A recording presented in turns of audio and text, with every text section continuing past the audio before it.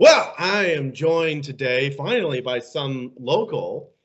It's getting kind of interesting interviewing out of state people, but I finally get to interview a local DC resident, Suzzanne Monk. Thank you so much for joining me. Alex, thank you for having me. It's we get to see each other around the scene a lot, and this is a good opportunity to get to see each other on the screen. Yes, well, yeah, we technically are. Yeah, I'm still skyping and my guest, but hey, what you gonna do? So now I know you're a fascinating person. You know you're a fascinating person, but the audience doesn't really quite know your story. So why don't you start off with where you lived, work, and had relationships and businesses? I believe Chicago's where you started out, right? What brought you from Chicago to here? Yeah, I was born in Arizona, but I spent the last 20. Well, it's been a little bit longer, but I spent 27 years of my life, from about 19 on, in the city of Chicago. So now I've aged myself. Your audience can do math at that Oh, point. But my husband and I lived in Chicago for many years. And we actually, right around the time, so I'll fast forward a little bit because Chicago life is wonderful, but it was a lot of, working hard and doing a variety of things in theater and comedy. I taught for many years as preschool level, after school level. I've taught at all levels of age as well. But let's fast forward a little bit to our music shop, which you mentioned. I ran a business. My husband and I opened a music store in 2015, right about the time that President Trump announced his candidacy. We opened a music store that sold instruments from all over the world. So you even sold Armenian duduks. I thought for sure I would slip you guys up, but you guys knew them better than I did, so I felt kind of silly there. But yeah, literally everything. My husband Alex is a wealth. He's a college course in musical instruments. So oh my word, he's amazing. And he had worked for about 14 years in a shop called Andy's Music there in Chicago, and had built that up. And when that shop decided to close, we decided to open up our business because we felt there was still a market for this kind of product in the city. And in fact, there was. We did very well our first year out. For a small business just starting out, to have no debt and to be able to pay your bills every single month is pretty impressive. We, however, around the time that Trump held the rally in Chicago, which is the only rally that ever got shut down due to political violence, I call it the Chicago riot. At that moment, we were outed as Trump supporters. And from that moment on, our business began to receive all of the things you've seen happen in so many different tragic stories. We received online boycotts. We received negative reviews. We had review wars constantly. I spent at one point I was spending 3 or 4 hours a day just dealing with negative reviews, talking to Yelp, trying to explain to them what was happening to us and why we were getting these fake negative reviews, trying to have them removed. It was immensely difficult. We were attacked by a Chicago Tribune journalist on his private social media. And so, but we kept the fight up. We said, well, we'll branch out. We'll do more. Okay. I want to really get this right here. So you were out. You said you were outed for supporting the president.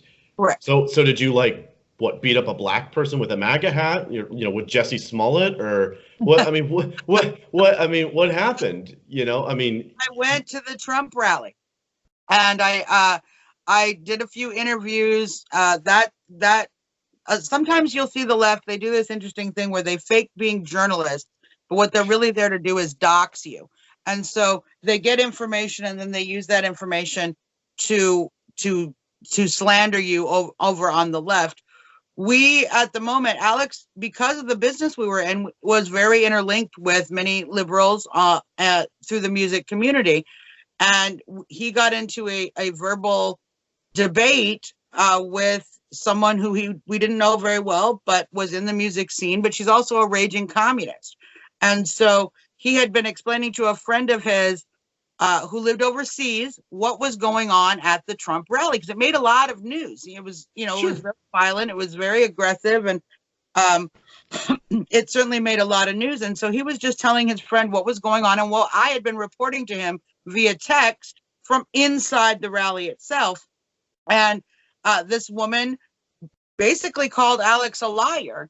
And he responded, look, my wife is there. I'm just telling you what actually happened.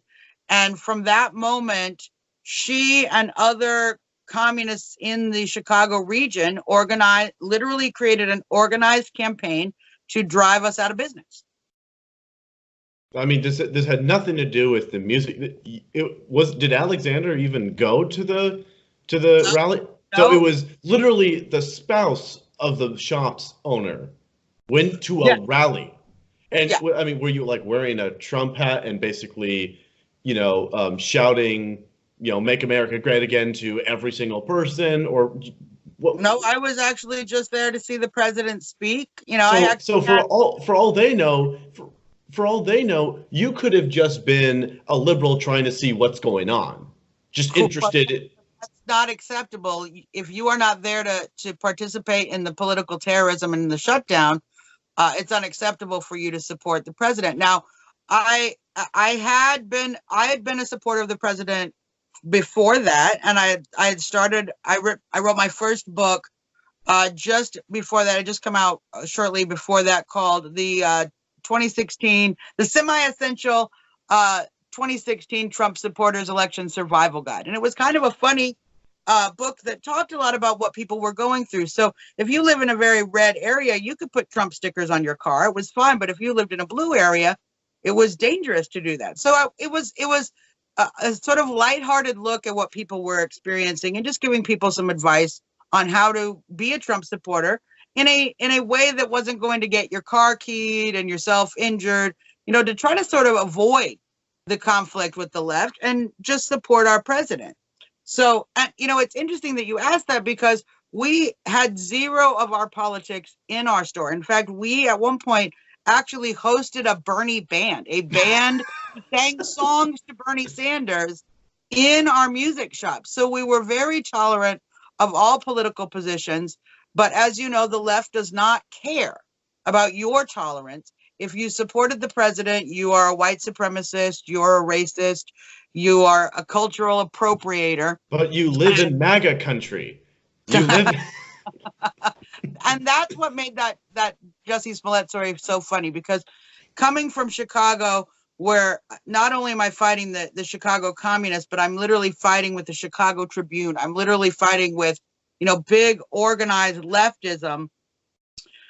To tell me that it's MAGA country is insane. We know quite well the opposite of that. And so over the year 2016, over the election year, it started to get worse and worse over that time. Towards the end of the year, towards Christmas, we were having other musicians, people we've known for a very long time, even people who didn't care that we supported the president, but they were receiving threats that if they did business with us, they would no longer be booked. They would no longer get work as a musician. So we had friends that would come to us and say, look, I'd love to support you, but I can't because it risks my own livelihood.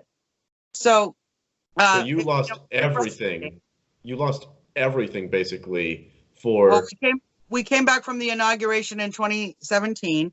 Okay. And found a note on our door that said, we hope nobody burns down your business or puts a brick through your window. And that was a transformational moment, because we rented a storefront and we had apartments above us that, other people rented, and, with families, with little kids. And I said to Alex, my husband, Alex, by the way, I said to him, honey, we can insure these instruments. I have insurance. If they burn down the business, we get a check, we start over.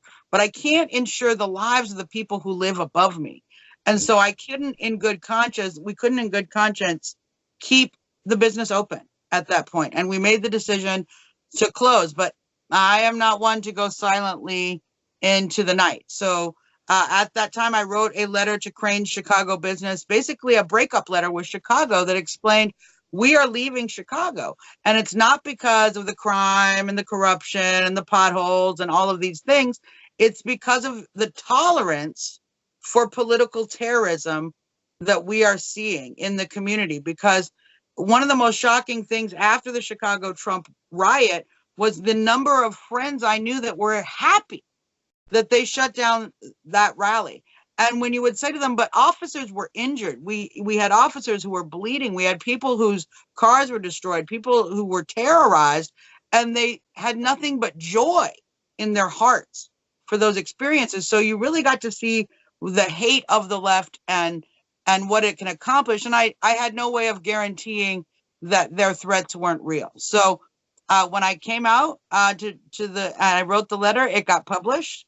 And within a few days, it was a media storm. We were on the radio. We were contacted by Fox and Friends. We did a segment on Fox and Friends. Ultimately, we ended up having over 40 different news organizations report on us, including the Chicago Tribune, which they worked very hard to try to do a hit piece on me. But because I had information about one of their renowned journalists, Eric Zorn, I'll say his name, who had attacked us, they were unable to make the slander piece they wanted to, and were forced to do a much softer piece in reporting what happened to us. So I feel pretty good that I took the Chicago Tribune on and was able to at least wrangle them away from what they wanted to do. But we packed everything up, and we came out here to DC. We made the decision that if this is the kind of world we're going to live in, then I want to go and be where I can do the most work to defend this presidency and fight for the policies that I elected him for. So you basically both, it wasn't just you, it was both of you as a family took a hit, not just for the team, because I think that you understand this, that your decision transcends Trump. It transcends MAGA. It really is a matter of, be you a far left communist, hardcore conservative, right down the middle, you have a right to express your views and not be subject to political terrorism. That's the team you were fighting for. Yes, it was literally an action against political terrorism itself, and the neo-fascism we're seeing here in our country right now, where the radicals on right now, it's predominantly the left.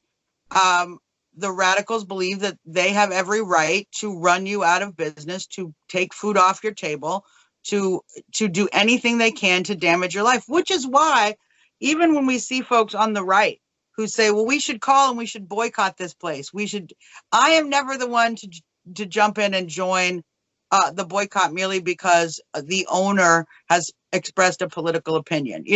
If you're a business and you're throwing Trump supporters out, I'll go stand and boycott that with everybody. I think that's ridiculous. But if you're an owner who says, look, I support Hillary and I don't like the president, that's not my problem. You'll eat Ben and Jerry's, basically. Well, they make some good ice cream. They make some good ice cream. So we're going to wrap up this episode. We're going to record 2 more, and then we'll publish them later this week, folks. But before I wrap out, I do want to talk about that fabulous nutcracker you've got right behind you. What is that? Yes, President Nutcracker. So as you know, Alex, and some people know, I do a podcast regularly called Trump Talk US, and I know a lot of podcasters. They raise money through Patreon. They raise money through subscriptions. I'm a capitalist. I'm a capitalist by heart. So one of the ways that I finance my political work is I created President Nutcracker, and was like 2 Christmases ago, I went looking for a Trump nutcracker because I'm a nutcracker collector. And I thought, of course, there's going to be a nutcracker of the president. Everything is made. They love everything Trump, and there was none yet made. And so I made a prototype, and a good girlfriend of mine out of Chicago said, I'd love to invest with you in that. Let's get an order made. So we had an order of 1,000 made. The base is actually made in Taiwan. And then when they come here, each one is hand detailed. So the hand haircut, the hand detailing on the face, the speech, his little speech in here says, keep making America great. I do the flag. All the little details are hand done. And they are numbered and signed, and you can get them at presidentnutcracker.com. And I'm proud to say that number 4 belongs to Kellyanne Conway, and she personally number 1 over to Melania Trump. So I'm actually proud that President Nutcracker has met the president, or at least the first. Absolutely. Well, please make sure to support my good friend Suzzanne and her endeavors to protect not just your right to be a conservative, but your right to exist as an American in America and express political ideologies. Thank you so much, Suzzanne. Really appreciate this. Thanks for having me, Alex. Yeah, you bet.